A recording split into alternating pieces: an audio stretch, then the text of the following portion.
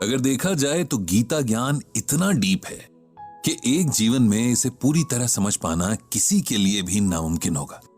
लेकिन अगर इस महासागर से कुछ मोती भी हम चुन पाए तो समझिए कि ये जीवन सफल हुआ। आज के लिए बस इतना ही, बाकी कल। इतना लिखकर ब्रिजभूषण जी उर्फ पंडित जी ने अपने गीता ज्ञान ब्लॉग की पोस्ट को एंड किया। पर आप इसे सुनते रहेंगे कुकू एफएम पर मेरे साथ। देखिए, पोस्ट तो खत्म कर दी, लेकिन पंडित जी का मन अभी भी ब्लॉग पर आए एक सवाल पर ही उलझा हुआ है। ऐसे तो रोज ही उनके पाठक उन्हें सवाल भेजते रहते हैं, जिनका इंतजार भी उन्हें हर दिन रहता ही है। आज एक नया सवाल है, या यूं कहें कि अपनी कहानी किसी ने भेजी जिसने पंडित जी के मन को उलझा कर रख दिया। यह मेल किसी नए पाठक का था, जो कि इस तरह से था। पंडित जी नमस्कार, मैं आपको कोई सवाल ना भेजकर अपने जीवन की अब तक की कहानी भेज रहा हूं और आपसे उम्मीद करता हूं कि आप इसे पढ़कर अब मुझे आगे अपने जीवन में क्या करना चाहिए इस बारे में बताएंगे। मेरी कहानी कुछ इस तरह से है। मेरा नाम उदय है। मैं उत्तर प्रदेश के एक छोटे से गांव से हूं। मेरे पिता एक किसान थे इसलिए लिख रहा हूं क्योंकि अब वे इस दुनिया में नहीं है। मेरे पिता कोई बड़े इंसान तो नहीं थे, लेकिन एक बात जो मैं अपने बचपन की यादों के आधार पर कह सकता हूं वो ये कि वे जब तक रहे उन्होंने मां समेत हम तीनों भाई बहनों को कोई कमी नहीं होने दी। हालांकि उनका साया हमारे सर से बहुत जल्दी उठ गया था। उस वक्त मेरी उम्र शायद 10 साल की रही होगी और मुझसे बड़ी बहन और भाई 12 और 15 साल के रहे होंगे। सबसे छोटा होने की वजह से मैं अपने पिता का लाडला था, ऐसा मेरी मां कहती हैं। और कहीं न कहीं मैं भी इस बात को महसूस करता था। तभी तो पिताजी के अचानक चले जाने का सदमा कई साल तक मेरा मन संभाल नहीं पाया था। हालांकि हमें यही बताया गया कि पिता की मौत एक एक्सीडेंट थी, लेकिन मैंने कई बार अपने मामा और मां की बातों में सुना कि उनके सौतेले भाइयों ने जमीन के लालच में उन्हें मरवा दिया था। हमारे पूछने पर मां ने हमेशा इस बात को टाल दिया, बल्कि हमें कसम दी कि कभी किसी से इस बारे में जिक्र नहीं करेंगे। पिताजी की मौत के बाद मां एकदम बदल गई थी। हमेशा डरी सहमी सी रहती और लगभग हर दिन जब हम पढ़ने बैठते तो मां कहती कि जल्दी से पढ़ लिख कर इस काबिल बन जाओ कि इस गांव से बाहर जा सको। मैं नहीं चाहती कि तुम लोग यहां ज्यादा वक्त तक रहो। समय बीतता गया, हम तीनों को जैसे तैसे मां पढ़ा रही थी। उनकी सख्त हिदायत थी कि पढ़ाई के अलावा हमें और किसी बात पर ध्यान नहीं देना है।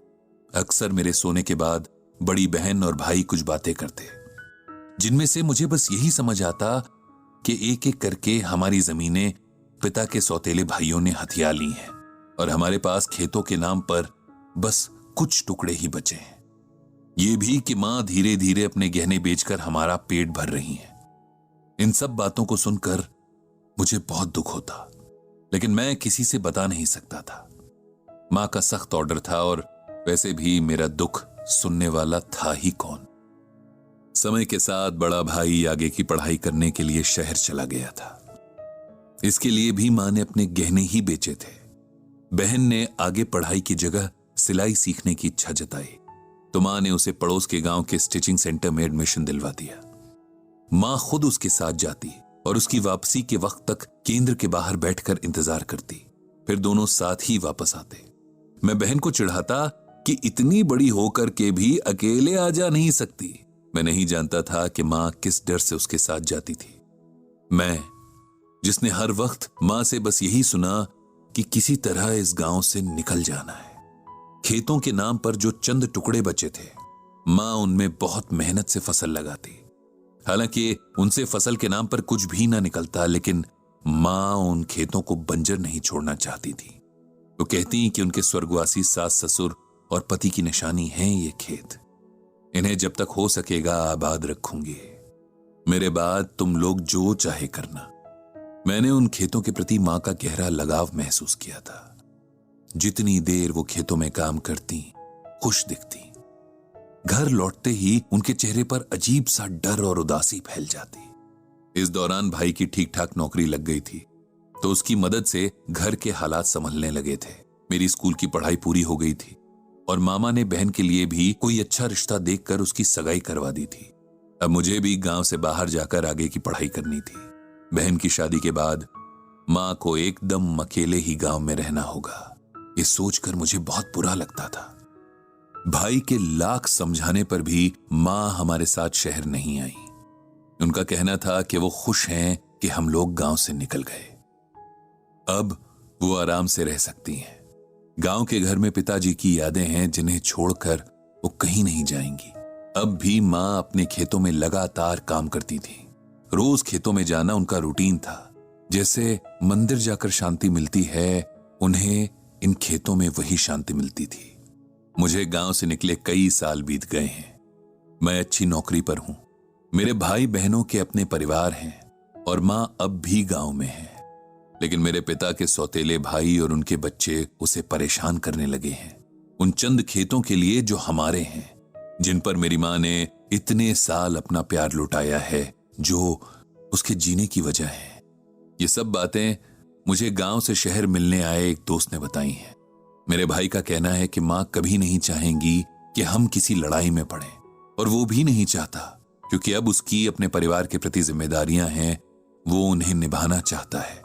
कुछ जमीन के टुकड़ों के लिए उन जंगली लोगों से नहीं लड़ना चाहता है, जिन्होंने पहले भी खेतों के लिए हमारे पिताजी की जान ले ली थी। पंडित जी, मेरी कहानी यहीं पर रुकी है।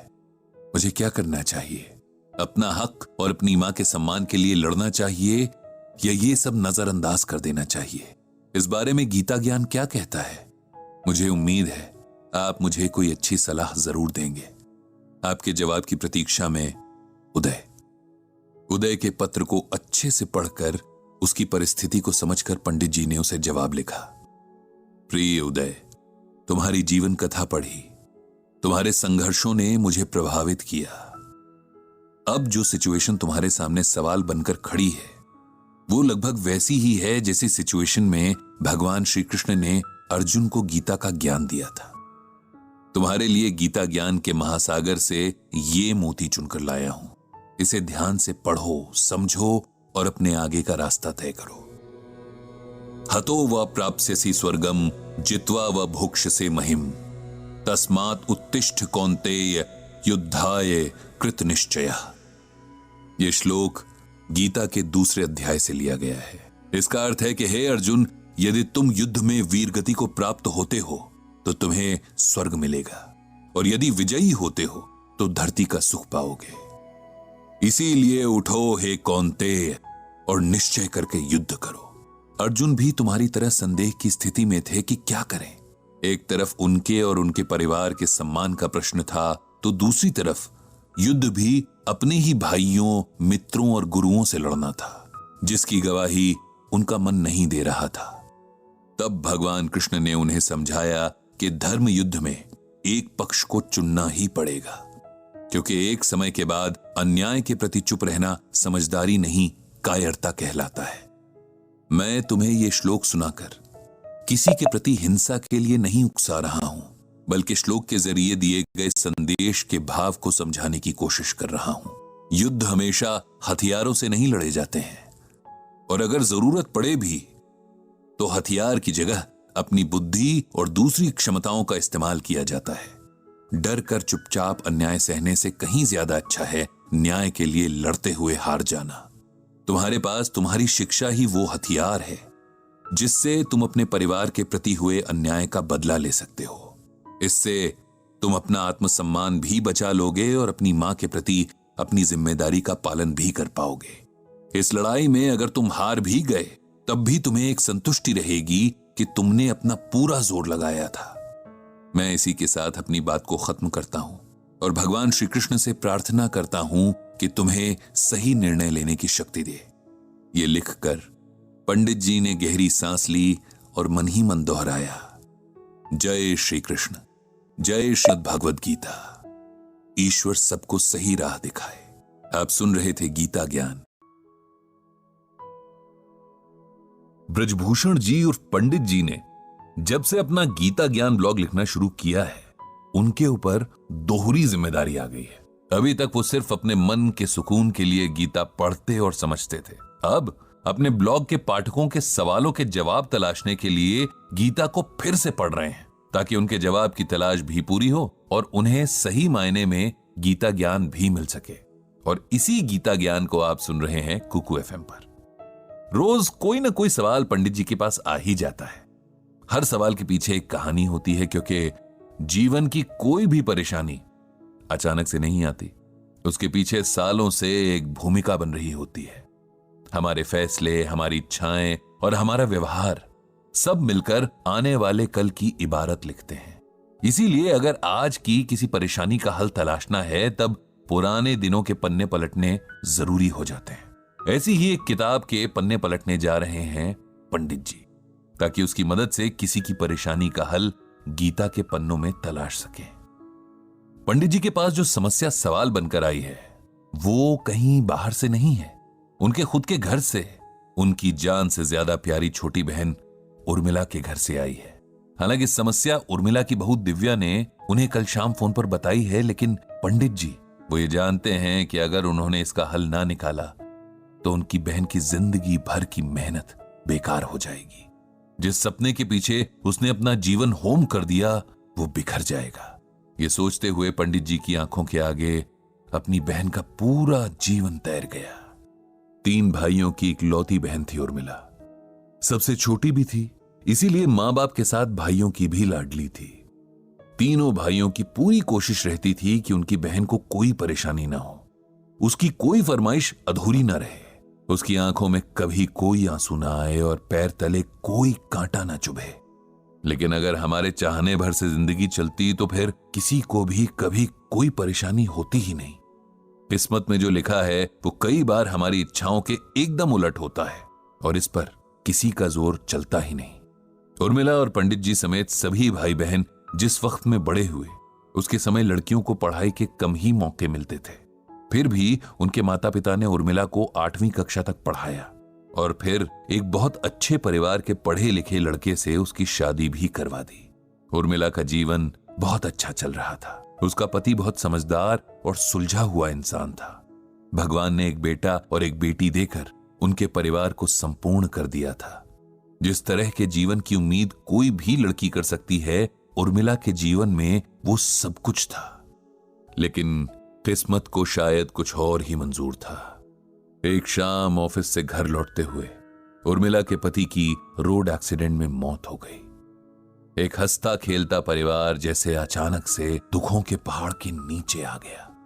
उर्मिला खुद इस सदमे से उबर नहीं पा रही थी तो बच्चों को क्या संभालती। किसी तरह बहुत समझाने बुझाने के बाद, बहुत लंबे वक्त के बाद उर्मिला थोड़ा सामान्य हुई। अब उसके आगे एक लंबी जिंदगी थी जिसे उसे अकेले काटना था। साथ ही दोनों बच्चों का भविष्य भी देखना था। जब जिंदगी की कड़वी सच्चाइयां मुंह के आगे खड़ी हों, तब इंसान को शोक मनाने का भी वक्त नहीं मिलता। यही उर्मिला के साथ हुआ। भाइयों ने अपनी तरफ से हर संभव मदद करने का वायदा तो किया, लेकिन उर्मिला जानती थी कि उनके भी अपने परिवार, अपनी जिम्मेदारियां हैं। आखिर कब तक वो लोग उसका और उसके बच्चों का बोझ उठाएंगे। उसे खुद ही कुछ करना होगा। वो ज्यादा पढ़ी लिखी तो थी नहीं, इसीलिए कहीं अच्छी नौकरी उसे मिल नहीं सकती थी और इसीलिए उसने सिलाई का काम करने की ठानी। ब्रजभूषण जी से वो तीनों भाइयों में सबसे ज्यादा करीब थी, इसीलिए उसने इस बारे में उन्हीं से सलाह मांगी। भाई को बहन का फैसला सही लगा, सो उन्होंने उर्मिला का पूरा साथ देने का वायदा किया। ब्रजभूषण जी ने उर्मिला को सिलाई का डिप्लोमा करवा दिया। धीरे धीरे घर पर ही उर्मिला को सिलाई का काम मिलने लगा। मेहनती तो थी ही, साथ ही अच्छे नेचर की भी थी, इसीलिए काम लगातार बढ़ता गया। जब काम बढ़ता गया तब उर्मिला ने अपने आस पड़ोस की महिलाओं को सिलाई सिखाकर काम देने का फैसला किया। इस तरह कुछ ही सालों में उसका अच्छा बड़ा सिलाई केंद्र बन गया था, जिसमें उसकी तरह की कई जरूरतमंद महिलाएं काम करती थीं और एक रिस्पेक्टफुल जिंदगी जी रही थीं। उर्मिला के दोनों बच्चे भी होनहार निकले। दोनों ने खूब पढ़ाई की और अच्छी नौकरियां पाई। उन दोनों ने उर्मिला से एक फैक्ट्री खोलने को कहा ताकि और ज्यादा महिलाओं को रोजगार मिल सके। इन सब में पूरी तैयारी और मदद उसके दोनों बच्चों के साथ ब्रजभूषण जी ने भी की। जिस दिन फैक्ट्री का उद्घाटन था, उस दिन ब्रजभूषण जी अपनी बहन के प्रति बेहद गर्व का अनुभव कर रहे थे। उनकी बहन ने अपनी विपरीत परिस्थितियों को खुद पर हावी नहीं होने दिया था और अपने साथ जाने कितनी महिलाओं को संकट से उबार लिया था। बेटी और बेटे की शादियां करके उर्मिला ने अब उनके प्रति अपने दायित्व पूरे कर लिए थे। उनकी बहू दिव्या ने मैनेजमेंट की पढ़ाई की थी और अब वो अपनी सास के साथ फैक्ट्री संभाल रही थी। सब ठीक चल रहा था, लेकिन एक दिन उर्मिला बाथरूम में फिसल कर गिर गई और उसकी कमर में बहुत बड़ी चोट लगी, जिसकी वजह से डॉक्टर ने उसे पूरे 6 महीने के बेड रेस्ट के लिए कहा। 6 महीने में हालत सुधरने के बजाय बिगड़ती चली गई और उर्मिला तमाम इलाज के बावजूद बिस्तर से लग गई। अब घर और फैक्ट्री की सारी जिम्मेदारी दिव्या पर आ गई। उसने कोशिश तो पूरी की, लेकिन उर्मिला के फैक्ट्री न जाने से वहां के कर्मचारियों के बीच कई तरह की समस्याएं आने लगी। काम से ज्यादा काम चोरी होने लगी, अनुशासन खत्म होने लगा, जिससे काम पर फर्क पड़ता और कारोबार पर बुरा असर होने लगा। इसी समस्या से परेशान होकर दिव्या ने पंडित जी को फोन किया था। वो जानती थी कि उनके पास कोई ना कोई हल जरूर होगा, कोई अच्छी एडवाइस तो वो जरूर देंगे। पंडित जी ने उसकी तमाम शिकायतें सुनी कि फैक्ट्री में काम करने वाली महिलाएं देर से काम पर आती हैं, काम चोरी करती हैं, वगैरह वगैरह। पंडित जी ने कुछ देर सोचा और फिर दिव्या को श्रीमद् भागवत गीता का ये श्लोक सुनाया। यद्यदा चरति श्रेष्ठस्तत् देवेतरो जनः स यत् प्रमाणम कुरुते लोकस्तदनुवर्तते। इसका अर्थ है कि हे अर्जुन, श्रेष्ठ पुरुष जो जो आचरण करता है, संपर्क में आने वाला पुरुष भी वैसा ही आचरण करते हैं। वो जो कुछ प्रमाणित कर देता है, समस्त मनुष्य समुदाय उसी का अनुसरण करने लगते हैं। इसका मतलब यह है कि बेटी, हमारा समाज और इसमें बसने वाले लोग अपने लिए आदर्श ढूंढते हैं। ऐसा आदर्श जब उन्हें मिल जाता है, तब वे भी उसके गुणों को अपने व्यक्तित्व में उतारने लग जाते हैं। इस तरह पूरा समाज एक आदर्श समाज बन जाता है। अगर इसका दूसरा अर्थ हम देखें तो वो इस तरह होगा कि किसी से भी कुछ अपेक्षा रखने से पहले हमें वैसा आचरण खुद भी करना पड़ता है, तभी हम अधिकार से दूसरों से अपेक्षा रख सकते हैं। यदि तुम चाहती हो कि तुम्हारे लिए काम करने वाले लोग आदर्श हों, तब तुम्हें भी उनके लिए आदर्श बनना पड़ेगा, ताकि वो तुम जैसा बनना चाहें। तुम्हारी सास यानी उर्मिला उनके लिए वही आदर्श थी। वो हमेशा फैक्ट्री का समय शुरू होने से आधा घंटे पहले पहुंच जाती थी। गेट पर खड़ी होकर आने वाले लगभग सभी स्टाफ मेंबर्स से मिलती, उनके हालचाल पूछती, अगर किसी को कोई समस्या हो तो उनकी मदद करने की कोशिश करती। काम के दौरान पूरी फैक्ट्री में घूमती रहती कि कहीं कोई दिक्कत तो नहीं। इस तरह स्टाफ को वो हमेशा उनके बीच मिलती। उनके सुख दुख में हमेशा साथ रहकर उर्मिला ने उन्हें बिल्कुल अपने परिवार की तरह बना लिया था। इसी वजह से सभी महिलाएं काम को अपना काम समझकर करती और सब खुश भी रहते। अब तुम सोचो कि मालकिन की तरह आधे दिन फैक्ट्री जाना, अपने एयर कंडीशन वाले ऑफिस में बैठे रहना और सिर्फ काम की बातें करना, ये बिहेवियर तुम्हें उन काम करने वाली महिलाओं के करीब लाएगा या उनसे दूर करेगा? दिव्या को अब समस्या की जड़ भी समझ आ रही थी और समाधान भी दिख गया था। उसने पंडित जी को बहुत बहुत धन्यवाद कहा और मन ही मन उनकी सलाह पर अमल करने का संकल्प लिया। पंडित जी ने भगवान श्री कृष्ण और श्रीमद् भागवत गीता को प्रणाम किया और प्रार्थना की कि प्रभु सभी को सही राह दिखाएं। बाय द वे, ये है गीता ज्ञान। ब्रजभूषण जी उर्फ पंडित जी की व्यस्तता हर बीतते दिन के साथ बढ़ती जा रही थी। जब गीता ज्ञान ब्लॉग लिखना शुरू किया था, तब उन्होंने सपने में भी नहीं सोचा था कि एक दिन इसकी बदौलत उन्हें इतने लोगों का प्यार और सम्मान मिलेगा। लोग अपने जीवन की परेशानियां उनसे बांटने लगे, उनसे उम्मीद करते कि पंडित जी का ज्ञान यानी कि गीता ज्ञान उनकी परेशानियों में रास्ता दिखा सकता है। पंडित जी को सबसे ज्यादा खुशी इस बात की थी कि लोग गीता की तरफ लौट रहे थे और उनके पाठकों में हर उम्र के लोग थे। इस बात की भी उन्हें बहुत खुशी थी और ये ही खुशी हम आप तक पहुंचा रहे हैं कुकू एफएम पर। यानी आप सुन रहे हैं गीता ज्ञान सिर्फ कुकू एफएम पर। इधर जब पंडित जी अपने ब्लॉग के जरिए लोगों को अपना सीखा हुआ समझा हुआ ज्ञान बांट रहे थे, तब उनके अपने घर में उनकी पत्नी सरला जी एक बड़े मानसिक संघर्ष से गुजर रही थी, जिस पर अगर पंडित जी ने ध्यान दे दिया होता तो वे सरला जी की मदद कर सकते थे। लेकिन कई बार हम बाहर की दुनिया में इतना खो जाते हैं कि अपने घर के लोगों की परेशानियों पर हमारी नजर ही नहीं पड़ती। सरला जी एक बहुत सीधी साधी महिला थी। उनका सारा जीवन परिवार की देखभाल करते बीता था। पति और बच्चों, रिश्ते नातों का ख्याल रखने में उन्होंने कभी ना अपने बारे में सोचा, ना अपना ख्याल रखा। अब जब सब अपनी अपनी जिंदगी में व्यस्त थे, बच्चे अपनी नौकरियों में इतने व्यस्त थे कि पूरे दिन में एक बार भी अपनी मां से बात करने का समय नहीं निकाल पाते थे। पति अपनी अलग दुनिया में व्यस्त थे, जहां उनके दोस्त थे, इंटरनेट ब्लॉग था, लोग थे और उनकी समस्याएं थीं। नहीं थी तो बस सरला जी से इत्मीनान से बात करने की फुर्सत। इंसान का मन भी बड़ी अजीब चीज होती है। कभी तो बड़ी बड़ी बातों से परेशान नहीं होता और कभी जरा सी बात पर टूटकर बिखर जाता है। सरला जी के मन को भी एक ऐसी ही बात ने जकड़ कर रखा है। वो चाहती हैं कि सारी दुनिया की परेशानियों का हल बताने वाले पंडित जी उनके भी दुख का हल बताएं, लेकिन उनसे खुलकर कुछ कहती भी नहीं। इस सब में सरला जी के शरीर को नुकसान पहुंचना शुरू हो गया। जब मन में हर वक्त तनाव रहने लगे, तब इसका खामियाजा शरीर ही भुगतता है। उनकी भूख मर गई, ब्लड प्रेशर बढ़ने लगा, नींद उड़ गई। पंडित जी ने डॉक्टर को दिखाया, कुछ टेस्ट भी कराए, पर सब कुछ ठीक ही आया था। अब डॉक्टर ने पंडित जी से कहा, लगता है कोई मानसिक तनाव है जो शरीर में ये लक्षण दिख रहे हैं। आप या तो खुद बात कीजिए या किसी मानसिक रोग विशेषज्ञ को इन्हें दिखाइए। पंडित जी बहुत हैरान थे। जीवन में प्रभु कृपा से सब ठीक ही चल रहा था। ऐसी कोई बात तो उनकी जानकारी में नहीं थी जो सरला जी को इस हद तक परेशान करती कि वे बीमार रहने लगे। उन्होंने मन में सोचा कि घर जाकर पहले खुद ही सरला जी से बात करेंगे। क्या सच में कोई तनाव है जो इस हद तक बढ़ गया है और उन्हें खबर तक न लगी? घर जाकर उन्होंने सबसे पहला काम किया कि सरला जी का हाथ पकड़कर उन्हें बिठाया और बड़े स्नेह से पूछा, क्या तुम्हें कोई दुख है सरला?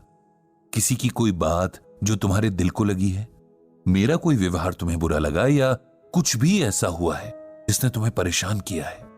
पता नहीं पति के स्नेह भरे शब्दों का असर था या उनकी आंखों में अपने प्रति झलकती चिंता को देखकर सरला जी के मन का बांध जैसे टूट गया। उनकी आंखों में जो आंसू निकलने शुरू हुए तो लगा आज पूरे घर को डुबो कर ही रुकेंगे। पंडित जी ने सरला जी को रोका नहीं, रोने दिया, लेकिन मन ही मन उन्हें खुद पर बहुत गुस्सा भी आया कि सारी जिंदगी उनके साथ हर सुख दुख में खड़ी रहने वाली, उनकी हंसी हंसने वाली, उनके आंसू रोने वाली पत्नी जाने किस कष्ट में है और उन्हें पता तक नहीं। इससे बड़ी शर्म की बात क्या होगी कि अनजान लोगों को उनके दुखों का हल बताने वाले पंडित जी को अपनी पत्नी के दुख की भनक तक नहीं है। खूब रोकर जब सरला जी शांत हुई, तब पंडित जी ने फिर से पूछा कि आपके आंसुओं की वजह क्या है? तब बड़े संकोच के साथ सरला जी ने कहा, मुझे लगता है कि मेरा जीवन व्यर्थ ही गया। न मैंने ऐसा कुछ किया कि इंसान मुझे याद रखें और न ही कुछ ऐसा कि भगवान मुझसे प्रेम करें। न कोई पूजा पाठ, न दान धर्म, न किसी की मदद, न कोई भलाई ही की। मनुष्य जन्म लेकर भी बेकार ही जाने दिया इसे। मुझे लगता है मुझ जैसा बेकार जीवन किसी ने नहीं जिया। मेरी प्यारी सरला, मुझे दुख है कि तुम ऐसा सोचती हो। तुम्हें लगता है कि तुमने जीवन व्यर्थ जिया। अगर ऐसा है तो इस धरती पर सभी का जीवन व्यर्थ ही है।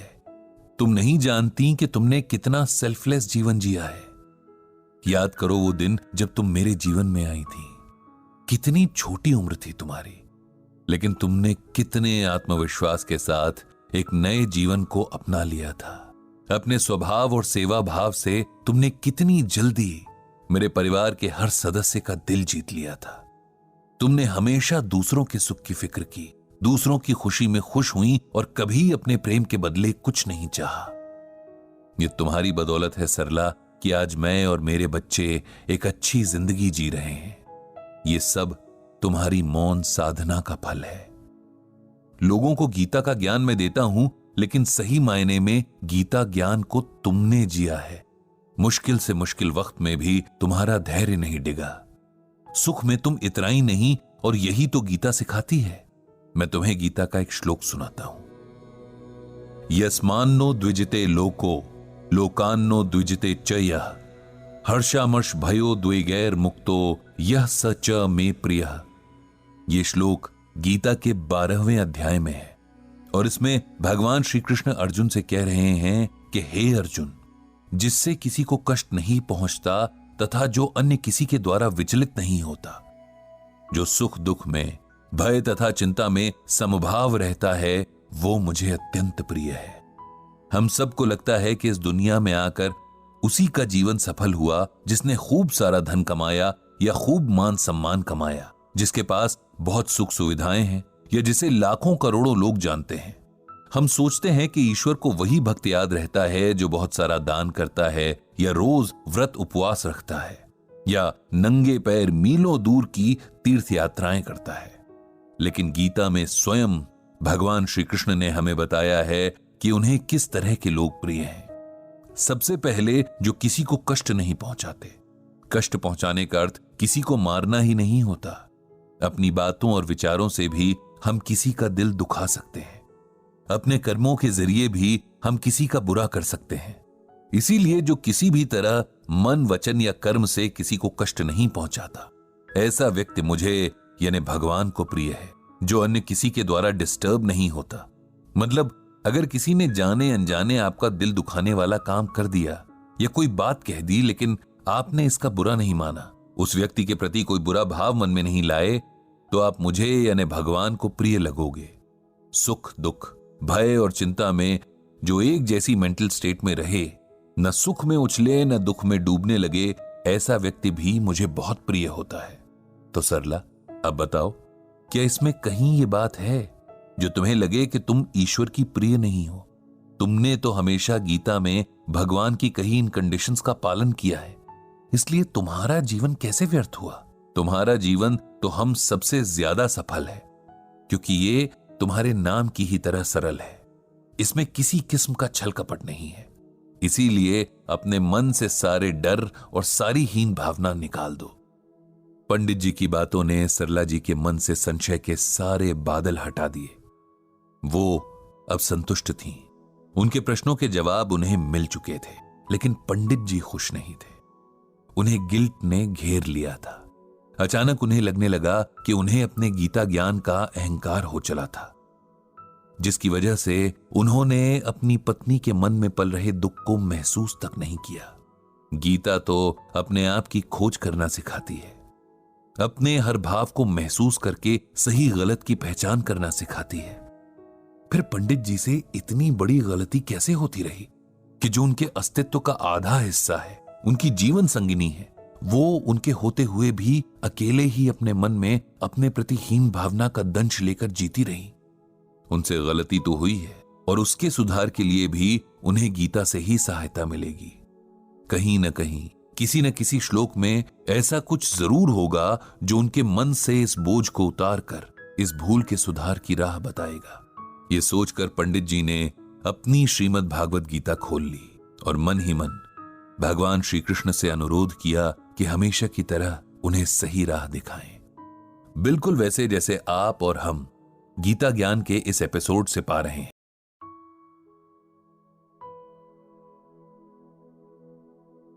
पंडित जी उम्र के उस पड़ाव पर पहुंच गए हैं जहां से पीछे मुड़कर देखने पर यादों और अनुभवों के ऊंचे ऊंचे टीले नजर आते हैं। गुजरे हुए अनगिनत वसंत और पतझड़ नजर आते हैं। अपनी गलतियां समझ आती हैं तो बहुत सारे पलों की मीठी यादें गुदगुदाती भी हैं। अब पंडित जी सोचते हैं कि अगर वक्त रहते जिंदगी की समझ और जीने का सलीका आ गया होता तो शायद और बेहतर तरीके से जी लेते। लेकिन जो बीत गया उसका क्या कर सकते हैं। अब तो जो और जितना बचा है उसी को संभाल के सही से रख लें तो सुकून से आंखें बंद कर पाएंगे। इधर उनके ब्लॉग के जरिए कई तरह के लोग उनसे जुड़ रहे हैं। कई दूसरे ब्लॉगर्स भी संपर्क में आने लगे हैं जो बिल्कुल अलग विषयों पर लिखते हैं। पंडित जी को नए नए लोगों से ये जुड़ाव और उनके जरिए मिलने वाली जानकारियां काफी भा रही हैं। उनके मित्र ब्लॉगर्स ने एक योजना बनाई कि क्यों ना सभी लोग वास्तविक दुनिया में भी मिलें, एक दूसरे से परिचित हों, क्योंकि अभी तक वे सिर्फ एक दूसरे को इंटरनेट से ही जानते थे। लगभग सभी को यह विचार बहुत पसंद आया।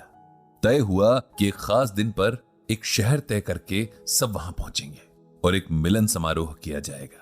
पंडित जी भी इस कार्यक्रम में पत्नी के साथ शिरकत करने के लिए बहुत उत्साहित थे। उनके शहर से एक युवा ब्लॉगर भी थे जिन्हें इस कार्यक्रम के लिए निमंत्रण मिला था और वे पंडित जी के साथ ही ट्रेन से इस कार्यक्रम के लिए जाने वाले थे। सभी सुनने वालों को बता दें कि ये है गीता ज्ञान, जिसे आप सुन रहे हैं कुकू एफएम पर। अब वापस पंडित जी की तरफ आते हैं।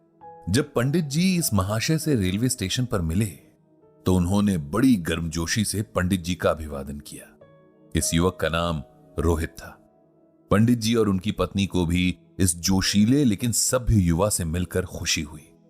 ट्रेन में बैठते ही जो रोहित की बातें शुरू हुई तो सीधे कार्यक्रम स्थल पर पहुंचकर ही खत्म हुई। इन बातों में उसकी अब तक की जीवन कथा से लेकर उसकी अब तक की तमाम उपलब्धियों की दास्तान भी थी। रोहित ने अपनी कहानी कुछ इस तरह से सुनाई। रोहित का जन्म एक मध्यम वर्गीय परिवार में हुआ था, जहां बहुत तंगी तो नहीं थी लेकिन हर खर्च बहुत सोच समझकर होता था। बकौल रोहित वो पढ़ाई में बहुत तेज था और छोटी उम्र से ही ट्यूशन पढ़ाने लगा था। उसका कहना था कि उसने अपनी पढ़ाई का खर्च एक उम्र के बाद खुद ही उठाया था। फिर उसने स्कूल से निकलकर पढ़ाई छोड़ दी क्योंकि उसे लगता था कि कॉलेज की पढ़ाई इंसान को सिर्फ किताबी ज्ञान दे सकती है, जिंदगी जीने का हुनर नहीं सिखाती। इसीलिए उसने छोटी छोटी नौकरियां करना शुरू किया और दुनिया में जीने के तौर तरीके सीखने लगा। रोहित ने बताया कि उसने कम वक्त में ही खूब पैसे कमा लिए थे और उसके घर में उसकी वजह से वो खुशहाली आ गई जिसके सपने वो लोग हमेशा देखते आ रहे थे। फिर रोहित ने बताया कि उसने नए हुनर सीखे, 2 विदेशी भाषाएं सीखी और भी बहुत कुछ सीखा। फिर उसने जब इंटरनेट की दुनिया में कदम रखा तो यहां भी अपनी पहचान बहुत जल्द बना ली। उसे इस बात का बड़ा गर्व था कि इस कार्यक्रम में भी वो सबसे कम उम्र है। रोहित की बातों में बस अपना ही जिक्र था। पूरे रास्ते ना तो उसने पंडित जी से उनके बारे में पूछा न उनके काम के बारे में। मिलन समारोह बहुत अच्छा आयोजित किया गया था। देश के लगभग हर हिस्से से ब्लॉगर्स आए थे। एक दूसरे से जान पहचान बनाने में ही पहला दिन निकल गया था। अगले दिन सबको अपनी रुचि के विषय पर थोड़ा थोड़ा बोलने का समय दिया गया था ताकि लोग और अच्छे से एक दूसरे को समझ सके। रहने व खाने की व्यवस्था एक होटल में सबके आपसी सहयोग से की गई थी। अगले दिन पंडित जी नाश्ता करने के बाद होटल के लॉन में टहल रहे थे कि तभी वहां रोहित आ गया। वो हमेशा की तरह बहुत जोश में था। उसने पंडित जी से पूछा कि क्या वे आज भी गीता का कोई श्लोक सुनाएंगे जैसे अपने ब्लॉग में लिखते हैं। उसके सवाल में जैसे एक कटाक्ष था। फिर उसने अपने ब्लॉग के विषय में बताना शुरू किया। यूं तो उसके हिसाब से उसकी बेशुमार रुचियां थीं, लेकिन आजकल वो विलुप्त होते पक्षियों की जानकारी अपने ब्लॉग के माध्यम से लोगों तक पहुंचा रहा था। उसके ख्याल में इस दौर में अब लोगों को आध्यात्मिकता की जगह व्यवहारिक ज्ञान की जरूरत थी। पंडित जी ये सब सुनकर बस मुस्कुराते रहे क्योंकि उन्हें एक बात समझ में आ गई थी कि रोहित को अपनी नासमझी की वजह से अहंकार हो गया है। अपनी उपलब्धियों पर खुश होना सबका अधिकार है, लेकिन अपने आगे बाकी लोगों को तुच्छ समझना या उन्हें कमतर होने का एहसास करवाना अहंकार कहलाता है, जो कि मनुष्य जाति के सबसे बुरे गुणों में से एक है। इसीलिए पंडित जी को लगा कि रोहित को इसका एहसास करवाया जाना जरूरी है ताकि वो समय रहते इस अवगुण के जाल से बाहर निकल सके और अपनी प्रतिभा का सही उपयोग कर सके। कार्यक्रम शुरू हुआ और हर वक्ता के पास बोलने को कुछ बेहतरीन था। किसी के पास गांव देहात के किस्से तो किसी के पास किताबों की दुनिया की जानकारी, कोई कानून का ज्ञाता तो कोई कवि, किसी के पास दुनिया घूमने के अनूठे अनुभव तो किसी के पास इतिहास की गहरी जानकारी।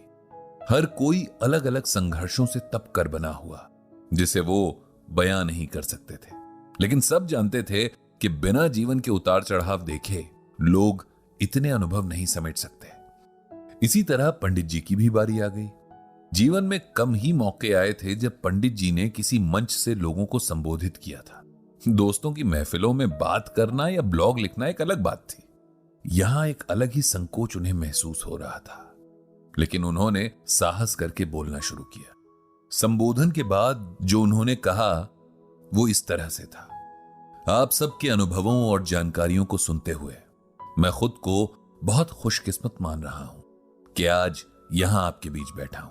मेरे पास बताने को कोई किस्सा नहीं कि आप लोग हैरान हो, न कोई जानकारी कि आपको चकित कर सकूं।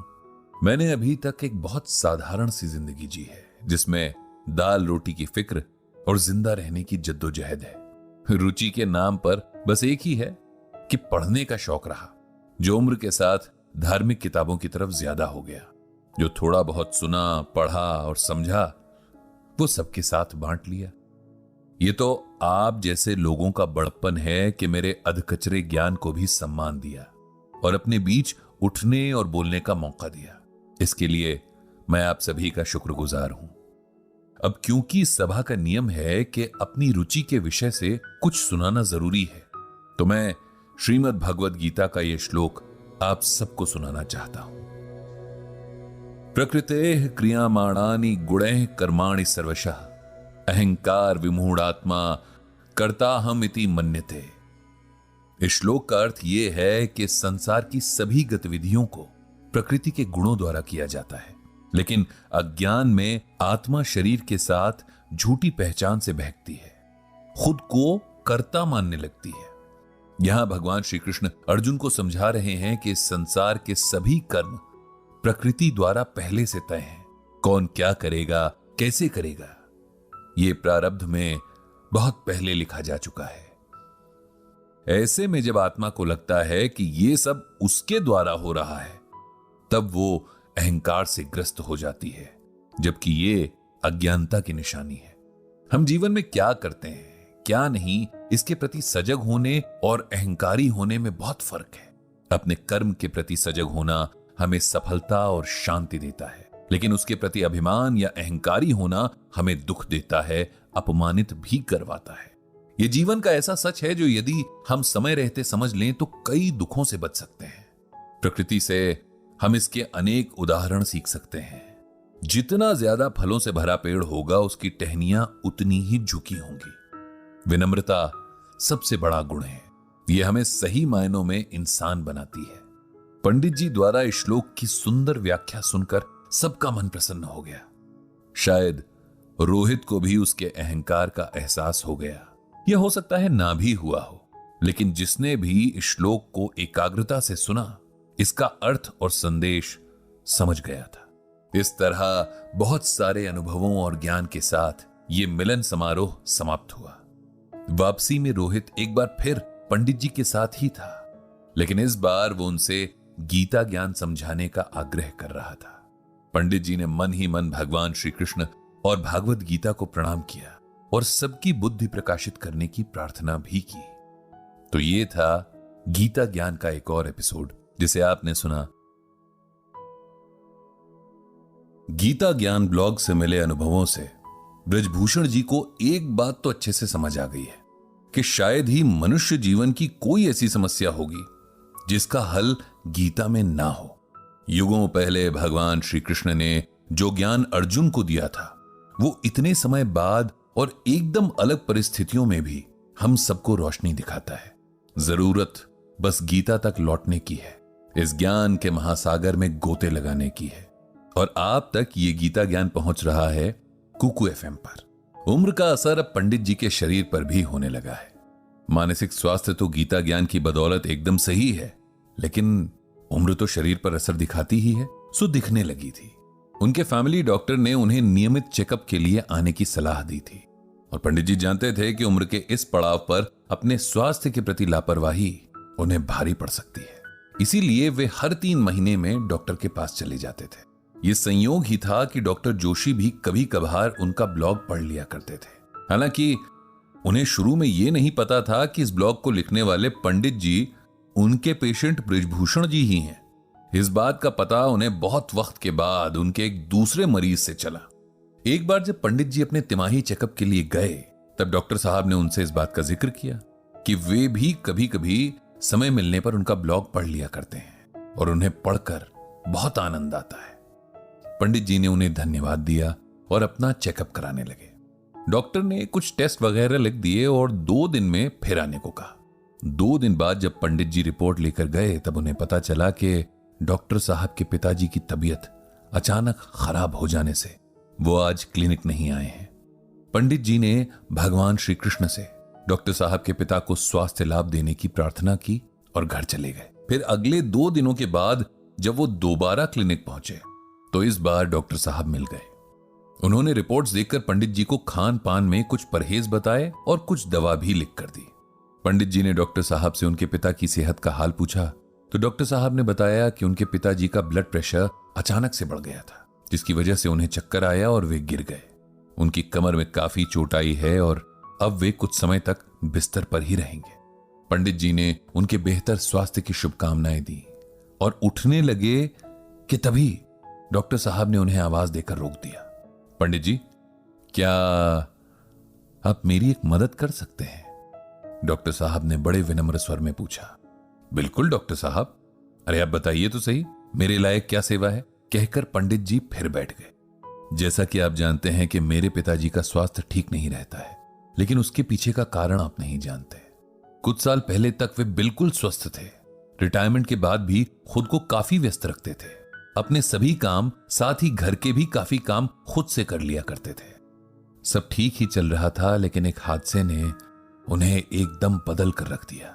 एक बार मेरे माता पिता परिवार के किसी विवाह समारोह से लौट रहे थे कि उनकी कार का बहुत भयंकर एक्सीडेंट हो गया, जिसमें मेरी माता जी को बहुत ज्यादा चोट आई थी और कुछ वक्त बाद उनकी मृत्यु हो गई। पिताजी के शरीर की चोट तो ज्यादा नहीं थी, लेकिन इस हादसे ने उनके मन को बहुत कमजोर कर दिया। अब हर वक्त वे हमारी चिंता में डूबे रहते हैं। हम जरा सा घर पहुंचने में लेट हो जाएं या फोन का जवाब ना दें तो पिताजी बुरी तरह घबराने लगते हैं। उनका ब्लड प्रेशर बहुत ज्यादा बढ़ जाता है।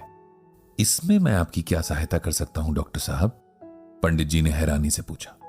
पंडित जी, अपने पिताजी के शरीर के रोग तो मैं फिर भी संभाल सकता हूं, लेकिन उन रोगों की जड़ जो है, उनकी चिंता, उनका डर, उसे मैं नहीं संभाल सकता। मेरे पिता किसी मानसिक रोग विशेषज्ञ के पास जाने के लिए तैयार भी नहीं है। अब अगर आपके पास थोड़ा सा समय हो तो आप उन्हें मिल लें, उन्हें थोड़ा समझाएं, गीता का ज्ञान दें ताकि वे चिंता करना छोड़ ना सकें, तो कम से कम खुद पर इतना नियंत्रण तो कर पाएं कि इस वजह से उनकी तबीयत ना खराब हो। डॉक्टर साहब के अनुरोध में इतनी विनम्रता और अपने पिता के प्रति इतनी फिक्र थी कि पंडित जी उनका अनुरोध टाल नहीं सके और रविवार के दिन उनके घर आने का तय कर लिया। अगले रविवार को डॉक्टर साहब ने पंडित जी को लेने के लिए कार भेज दी।